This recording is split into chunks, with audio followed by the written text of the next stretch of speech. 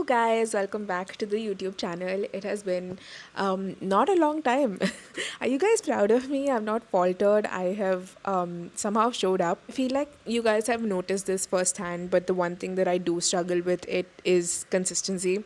Whether it be for exam prep, whether it be for just posting videos on this channel or just any task that I have, if there's no other party involved in terms of getting hurt, whether it be like anyone or anything, like if it's not a task assigned that affects anyone apart from me, I feel like I give it zero priority. And I feel like that's the first step, right? I feel like that's the first step of procrastination, but it's also the first step of understanding that you don't really take yourself seriously. And how do you expect others to take you seriously if you don't do it yourself? And I feel like that's one lesson that I've been trying to learn, because if I don't even give my own dreams and my own how do I say this, interests a priority, then how do I expect someone, some employer sitting in some room giving me a priority? You know what I mean? Like, it's just a very simple way of looking at things, that if you're avoiding things for yourself, then don't expect someone else to accommodate for you, because it's very hypocritical on your behalf to expect them to give you their time of the day when you're not giving it to yourself.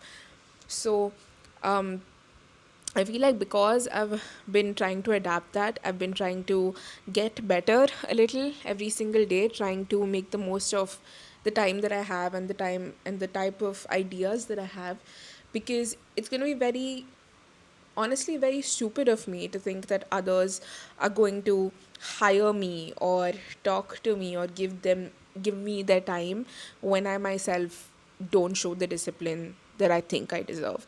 So that's why we are trying to work towards being a lot more consistent with our goals, with our interests and our hobbies, and I hope we make progress with that one day at a time. Now that today's lesson of the day or the mantra of the day is out of the way, let's get to the actual video. I'm going to first tell you about why the idea of shooting this video came in the first place. I talked about, like, so thanks to this YouTube thing and like posting a little bit on LinkedIn and everything, I have been talking to a lot more people. A lot more people have been trying to reach out to me, asking about few doubts or anything that I could possibly help them with. And so that has given me a chance to just, talk to people and try to understand where they are in their own CFA journeys or in their own, I don't know, career and finance and everything wala journey. So today, surprisingly, I had a conversation with, I think, 4 to 5 people on LinkedIn, and it was such a weird thing, but it was almost like I talked to the same person 5 times, because the kind of questions that were asked by all of them were the same. And I realized that happens because we're all on the same path naturally. We're all trying to clear one exam. And naturally, when we're trying to like find out content about this exam, we're guided towards the same sources. Like, we'd search on YouTube, we'd search on Google, and mostly our generation is more I don't know, comfortable with seeing a lot more videos, and so we end up on YouTube and end up seeing a lot of creators. But the difference is, the kind of creators that I see will probably be different from yours. And now I'm just digressing from the point. But the point is, there's a lot of misconceptions about CFA that people get confused about. And I thought, since I know a little bit about it, why not just like make it clear? Because it felt like I was answering the same thing 5 times. So I'm like, if these 5 people have these doubts, probably a lot of people do who are not reaching out. So here's few things that I think you should probably keep in mind if you are on this path. And yeah, I hope this helps you. Okay, so the very first thing that I want to be pointing out or talking about is actually something that I really don't want to be like, criticized about, but I feel like I just want this point to be out there. Um, uh, okay, pursuing the CFA does not mean that you're an expert in finance. Okay, Exhibit A. It does not in any way. I have cleared CFA level 1, I'm writing CFA level 2, but I can nowhere confidently say that I know finance. Like, even today, if someone comes and asks me, do you understand finance? I hesitate a little bit, because yes, it's a good way to show your interest in this field, but am I confident that I don't know, like, I'm on my path to being an expert? I don't think so. I really don't think so. And here's the thing, right? There's so many, like the list is endless when I tell you so many. There's so many people out there who are not even interested in getting the CFA certification and are doing so well in finance. Why? Because they have major interest in this field and they're so hardworking because they like this field. And I also know that there's so many people who are interested, who have worked hard, and who have gotten the CFA charter, but they've also gotten multiple other charters, maybe. The point is, if someone is putting across a message to you that you want to be in finance, you have to do the CFA. You want to be in accounting, you have to do this. You blah, blah, blah, blah, blah, blah, blah, blah, blah. Please, no, no. Just relax. I feel like when you're in 11th or 12th or in first year, second year, third year, whatever, you have this pressure on yourself to truly decide a path for yourself. And sometimes you just choose a path for yourself that you feel like you don't even know what you're talking about, but you have to talk about it because otherwise someone else is going to tell you that you don't know what you're doing and you don't want someone else to tell you that. You need to just breathe and realize that whatever path you choose for yourself is your life for the rest of your life. So, and I'm talking from like literally personal experience, but I feel like I had such a weird path in terms of just navigating my career and everything. So in first year, when people asked what I want to do, I was like, yeah, I want to do CFA. Yeah, I want to do CPA. I want to do ACCA. If you ask me now, I'll still tell the same thing. But the mindset behind doing the certifications in my first year and now is very different. In first year, I had zero idea about why I wanted to do it. Why do you want to do it? Do you even know what CFA is? I didn't know. I didn't know what subjects were in it. I didn't know, oh, level 1 is now, level 2 is now, level 3 is now. I didn't know what are the job roles after it. In fact, I probably understood and started looking into the job roles and everything after CFA, after I wrote level 1. And that may be a fine thing, that's an okay thing to do.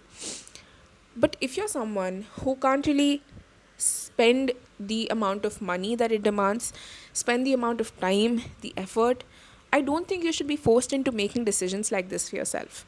Yes, it's an amazing charter, it's an amazing institute, it's a wonderful exam to give, it's competitive, it's reputable, it gives you credibility. So does a CPA, so does a ACCA, so does a FRM, a CMA, multiple other certifications that I could name to you. But are these like the ultimate thing that you need for yourself to make a name for yourself? I don't think so.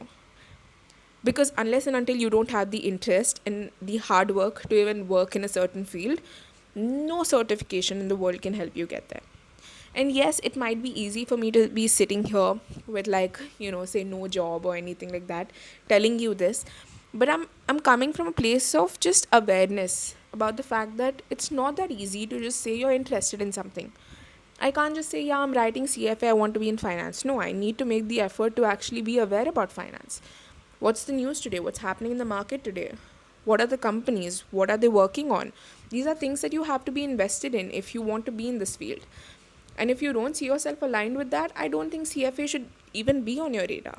And if you think you're remotely interested in it, then you can probably think about this. But if you're seeing people treat, oh, I'm a CFA, oh, I'm writing CFA, as a whole, advertising for being an expert in finance, then it's extremely flawed because that's not it. Like, there's so many who can be an expert in finance even without professional certifications or qualifications.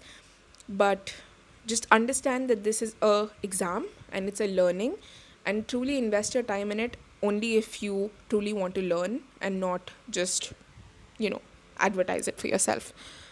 Yeah. Secondly, don't be in a hurry to just complete it in one go. Like, I feel like I have talked about this to multiple people and I feel like I've been there. If there are people who have talked to me, I feel like they've heard me say it once, that I just want to finish this. Like, I just want to get it over with.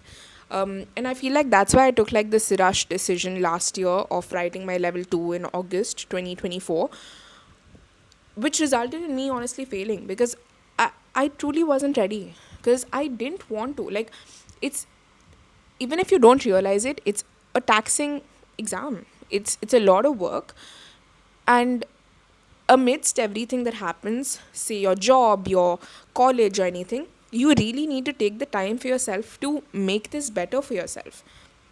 So yes, there are comments on that CFA level 2 week video of mine that, oh, I'm glad she failed because she genuinely didn't take CFA level 2 to be the exam that it should be. She didn't value it enough. She didn't learn enough. She was just studying to pass. And I wholeheartedly agree with these comments, because the minute I started enjoying these subjects, I realized my exam is in like 3 days. And that's not supposed to be the case. So when you're ready to give exams like this, whether it be CFA, ACCA, CPA, any exams, don't be in a hurry to finish them. Oh, this video told me that I can finish in 1.5 hours. Can I just get done with it? It really doesn't matter if you do, because how much are you learning from it? How much are you spending time to truly understand it? And I'm not being hypocritical here, because I understand that I've made mistakes like this in the past, and I want this to be on my channel, because even if one person listens to this and makes their mind about studying the right way, or taking up the right course, or doing the right thing for themselves, I'm happy.